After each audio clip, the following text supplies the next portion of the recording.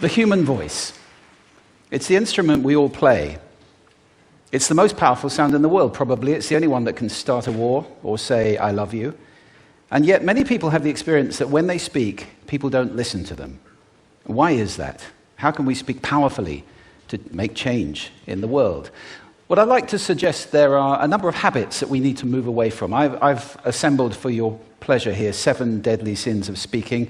I'm not pretending this is an exhaustive list, but these 7, I think, are pretty large. Habits that we can all fall into. First, gossip. Speaking ill of somebody who's not present.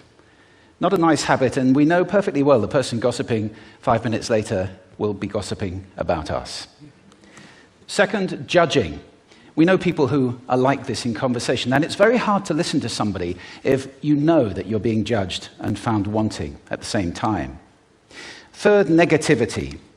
You can fall into this. My mother, in the last years of her life, became very, very negative, and it's hard to listen. I remember one day I said to her, it's October the 1st today, and she said, I know, isn't it dreadful? It's hard to listen when somebody's that negative. And another form of negativity, complaining. Well, this is the national art of the UK. It's our national sport. We complain about the weather, about sport, about politics, about everything. But actually, complaining is viral misery. It's not spreading sunshine and lightness in the world. Excuses. We've all met this guy. Maybe we've all been this guy. Some people have a blame thrower. They just pass it on to everybody else and don't take responsibility for their actions. And again, hard to listen to somebody who's being like that. Penultimate, the 6th of the 7, embroidery, exaggeration. It demeans our language, actually, sometimes. For example, if I see something that really is awesome, what do I call it? And then, of course, this exaggeration becomes lying, out-and-out lying, and we don't want to listen to people we know are lying to us. And finally, dogmatism. The confusion of facts with opinions. When those two things get conflated, you're listening into the wind. You know, somebody is bombarding you with their opinions as if they were true. It's difficult to listen to that. So here they are, 7 deadly sins of speaking. These are things I think we need to avoid. But is there a positive way to think about this? Yes, there is. I'd like to suggest that there are 4 really powerful cornerstones, foundations, that we can stand on if we want our speech to be powerful and to make change in the world. Fortunately, these things spell a word.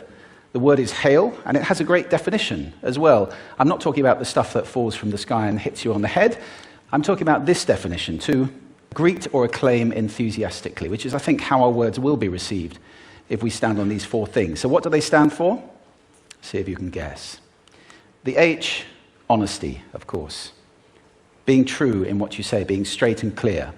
The A is authenticity, just being yourself. A friend of mine described it as standing in your own truth, which I think is a lovely way to put it. The I is integrity, being your word, actually doing what you say, and being somebody people can trust. And the L is love. I don't mean romantic love, but I do mean wishing people well. For 2 reasons. First of all, I think absolute honesty may not be what we want. I mean, my goodness, you look ugly this morning. Perhaps that's not necessary. Tempered with love, of course, honesty is a great thing. But also, if you're really wishing somebody well, it's very hard to judge them at the same time.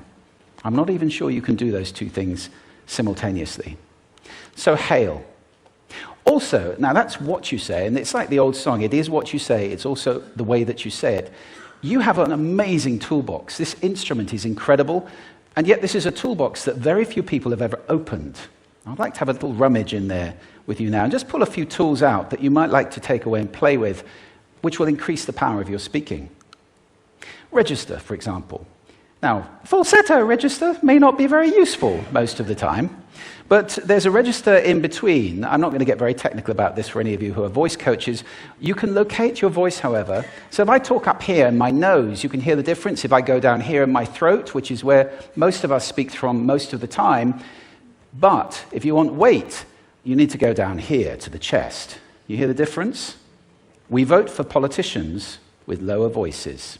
It's true, because we associate depth with power and with authority. That's register. And we have timbre. It's the way your voice feels. Again, the research shows that we prefer voices which are rich, smooth, warm, like hot chocolate. Well, if that's not you, that's not the end of the world, because you can train. Go get a voice coach. And there are amazing things you can do with breathing, with posture, and with exercises to improve the timbre of your voice. Then prosody. I love prosody. This is the sing-song, the meta-language that we use in order to impart meaning. It's route one for meaning in conversation. People who speak all on one note are really quite hard to listen to if they don't have any prosody at all. That's where the word monotonic comes from, or monotonous, monotone. Also, we have repetitive prosody now coming in, where every sentence ends as if it were a question, when it's actually not a question, it's a statement. And if you repeat that one over and over, it's actually restricting your ability to communicate through prosody, which I think is a shame. So let's try and break that habit. Pace. I can get very, very excited by saying something really, really quickly, or I can slow right down to emphasize. And at the end of that, of course, is our old friend, silence. There's nothing wrong with a bit of silence in a talk, is there? We don't have to fill it with ums and ahs.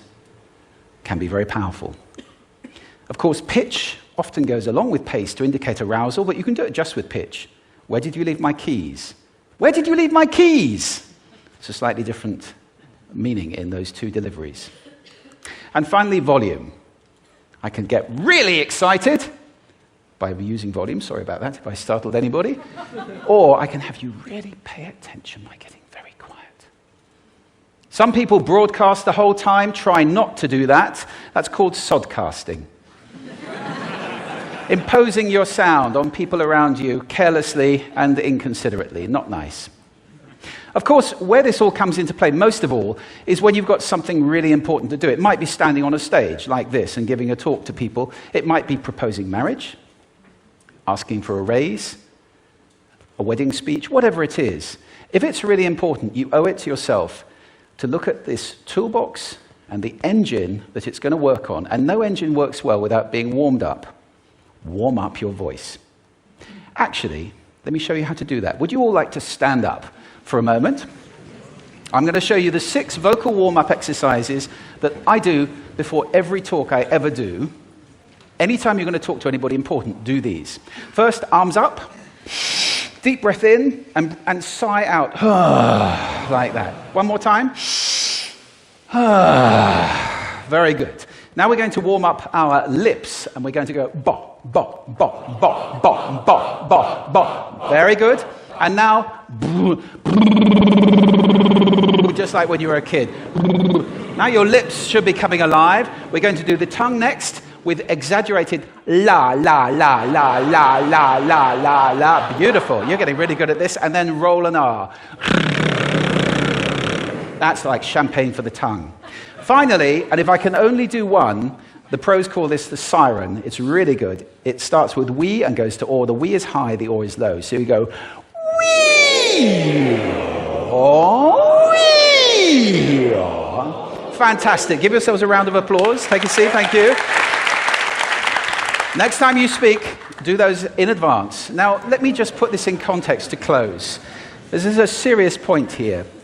This is where we are now, right? We speak not very well into people who simply aren't listening in an environment that's all about noise and bad acoustics. I have talked about that on this stage in different phases. What would the world be like if we were speaking powerfully to people who are listening consciously in environments which were actually fit for purpose? Or to make that a bit larger, what would the world be like if we were creating sound consciously and consuming sound consciously and designing all our environments consciously for sound? That would be a world that does sound beautiful, and one where understanding would be the norm. And that is an idea worth spreading. Thank you. Thank you.